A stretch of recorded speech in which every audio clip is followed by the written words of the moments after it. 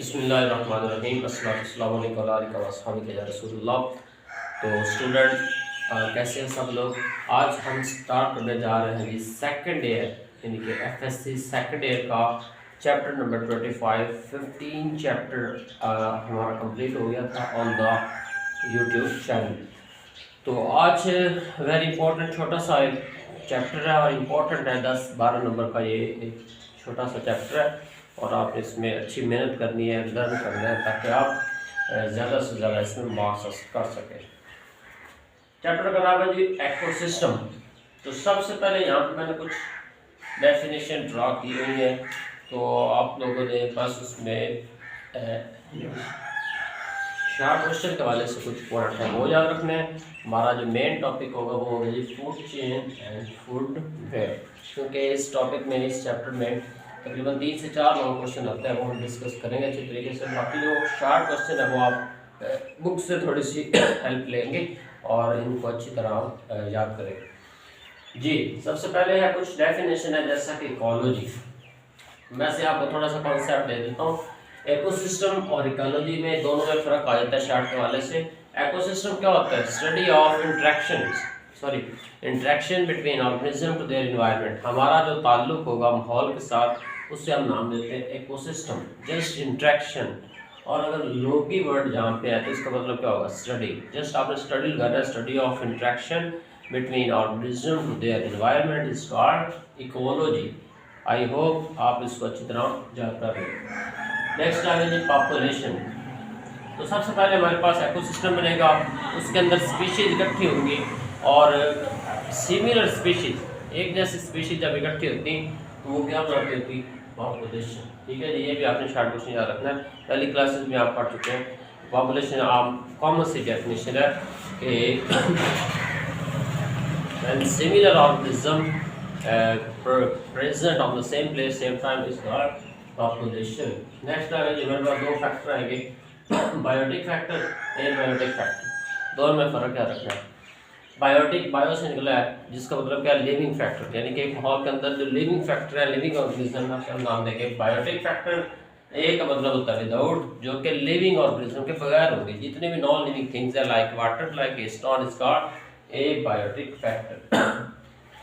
ये भी डेफिनेशन आएगी बायोम, लार्ज रीजनल कम्युनिटी है, यानी कि एक इकोसिस्टम के अंदर एक लार्ज रीजनल कम्युनिटी होगी, उससे हम क्या नाम देंगे? बायोम। जैसा कि डेजर्ट है, ग्रासलैंड है, इकोसिस्टम। नीची,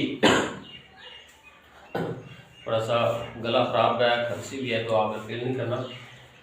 नीची क्या होती है? नीची रोल ऑफ स्पीशीज होता है इकोसिस्टम के अंदर। 3 डिफाइन आप इस चैप्टर में पढ़ेंगे, इसलिए इकोलॉजिकल नीची क्या है? ठीक है, जोसेफ ग्रीनर की नीची उसने क्या डिफाइन की थी, तो आपने मेन इसकी टेबल के अंदर नजर आएगी आपको नीची क्या थी? Role of species like is behaviour it influence in the ecosystem is called niche. और इकोलॉजिकल नीची है, एक साइंसदान था उसने अपनी टर्म यूज़ की थी कि नीची जो है ये वो चीज़ होती है जिसमें एक कम्युनिटी के अंदर एक स्पीशीज रहती है, अपना फूड कैसे हासिल करती है, अपने एनिमीज़ के साथ क्या ताल्लुक होता है, ये सारी चीज़ें क्या कहलाती हैं? एनिमी नीची। ठीक है, ये याद रखनी शार्ट के वाले से अक्सर आता है। आर्टिको और साइनोपोलॉजी। आर्टिकोलॉजी होता है सिंगल पॉपुलेशन की अगर स्टडी करें ना, सिंगल, तो वो क्या कहलाएगी? आर्टिको। यानी कि एक सिंगल पॉपुलेशन है एक माहौल में, उसका ताल्लुक माहौल से है तो वो क्या होगी? आर्टिको। और एक से ज़्यादा पॉपुलेशन, डिफरेंट पॉपुलेशन है, उसका ताल्लुक इन्वायरमेंट से है तो वो क्या कहलाएगी? साइनोपोलॉजी। अगर आप स्टडी कर रहे हैं सोयाबीन प्लांट की तो आर्टिकोलॉजी। अगर हम स्टडी कर रहे हैं किकर के भी, सफेदे के भी और साथ सोयाबीन की तो वो क्या कहलाएगी? साइनोपोलॉजी। तो ये तो थी शार्ट के वाले से। चलते हैं, हमारा मेन टॉपिक है वो है फूड चेन, फूड वेब। ये समझ लें कि हर दफ़ा आता है पेपर में, इंपॉर्टेंट टॉपिक है। तो फूड चेन क्या होता है? Series of event in which eating and being eaten is done. वो प्रोसेस जिसमें एक जानदार खाएगा और खुद भी खाया जाएगा। छोटी सी एग्जाम्पल हमारे पास है कि एक जानदार ने खाया, मसलन आप डेयर है, हिरन है, उसने खाया चारे को तो उसने खा लिया, लेकिन इसको आगे कौन खाएगा? इसको आगे चीता खा सकता है, लाइन खा सकता है, तो यूँ एक छोटा सा चेन बन गया। सेम इसी तरह यहाँ पे देखें, प्रोड्यूसर, उसके बाद उसको कौन खा रहा है? कंज्यूमर का आगे कौन खा रहा है? डीकम्पोजर। तो एक साइकिल बन गया, छोटा सा चेन बन गया। एग्जाम्पल आपने ये वाली देनी, ग्रास को खाएगा, ग्रास ऊपर या कैटरपिलर, ठीक है, और कैटरपिलर को आगे खाएगा स्पैरो, स्पैरो को खाएगी ईगल, और इसके बाद ईगल को आगे स्नेक खा जाएगा। तो ये एक साइकिल चलता रहता है, ठीक है। तो ये फूड चेन बन जाएगा। अब नेक्स्ट है हमारे पास फूड वेव। फूड वेव क्या होता है? Combination of many food chain in ecosystem. यानी कि एक से ज्यादा अगर हमारे पास फूड चेन बन जाए, ये तो फूड चेन एक सिंपल सा था, एक चेन बनी। यहाँ पे आप ये समझ लें कि एक से ज्यादा चेन बने, लॉट ऑफ चेन, एक जानदार को आगे फर्दर कई खा रहे होंगे, तो वो क्या बनाएंगे? वो बनाएंगे जी फूड वेब, ठीक है। फूड वेब कैसे बनेगा? अब इसके लिए एग्जांपल आपके पास यहाँ पे मौजूद है।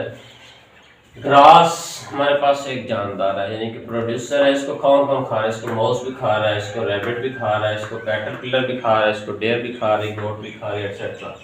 लेकिन आगे देखें तो रैबिट को आगे ऑल खाएगा, माउस को भी ऑल खा सकता है। इसके अलावा ऑल को आगे जाके फॉक्स खा जाएगा, कैटरपिलर है, कैटरपिलर को आगे स्पैरो खा जाएगी, स्पैरो को आगे ईगल खा जाएगा। यानी कि एक ही टाइम में एक से तीन है लॉट ऑफ जानदार एक दूसरे को आगे खा रहे हैं, ट्रांसफर हो रही खुराक। इस चेन को क्या कहते हैं? इस तरह की जो स्ट्रक्चर बनेगी, कम्बिनेशन बनेगा, उसे बोलेंगे हम फूड वेब। तो दोनों सवाल शार्ट के वाले से भी याद रखने हैं और लॉन्ग के वाले से, इसकी एग्जाम्पल के साथ बताना है। आप कुछ ट्रॉफिक लेवल है जो फूड चेन और फूड वेब को बनाते हैं। यानी फूड चेन या फूड वेब हमारे पास कैसे आएगा? लेवल होंगे, जैसे कि T1 है, T2 है, T3 है, T4 और T5। याद रखने की बातें, यहाँ पे T1 क्या होता है? प्रोड्यूसर, यानी पहला जो लेवल होता है जो खुराक बनाएगा हमारे लिए, वो क्या होगा? T1। इसे ट्रॉफिक लेवल नंबर 1 कहेंगे। एग्जाम्पल इसकी है प्लांट्स, जितने भी प्लांट हैं वो T1 में आएंगे। Trophic level number 2 primary consumer. आपने इस तरह बताना है कि primary consumer that feed on producer, जो किसको खाएगा? प्रोड्यूसर को खाएगा, like caterpillar, it is called T2। T3 secondary consumer, secondary consumer that feed on primary consumer. ये एक दूसरे को खाते रहेंगे, एक चैन बनती जा रही। इसकी एग्जांपल हमारे पास स्पैरो, जो किसको खाएगी? कैटरपिलर को। नेक्स्ट आगे टर्शियरी कंज्यूमर। टर्शियरी कंज्यूमर किसको खाएगा? ये खाएगा जी सेकेंडरी कंज्यूमर, आपने से पहले वाले लेवल को खाएगा। और इसकी एग्जांपल हमारे पास ईगल, ठीक है। और प्राइमरी कार्निवोर, जहाँ तक लेवल हो जाता है तो मुकम्मल T4, आपकी बुक में T4 तक है, लेकिन आप 5 भी कर सकते हैं। प्राइमरी कार्निवोर एग्जांपल लाइन, जो किसको खाएगा? जो खाएगा T4 को। तो ये उसके 5 स्टेप बन गए जी। ये 5 स्टेप आपने फर्दर इसमें लिखने। आपके बुक में FSC में लास्ट पे एक छोटा सा पैरा दिया गया कि पॉपुलेशन को मेंटेन करने के लिए क्या ज़रूरी है कि रैबिट की तादाद, क्योंकि रैबिट और ऑल का आपस में ताल्लुक है, और रैबिट खाता है ऑल को, उल्लू को खाता है।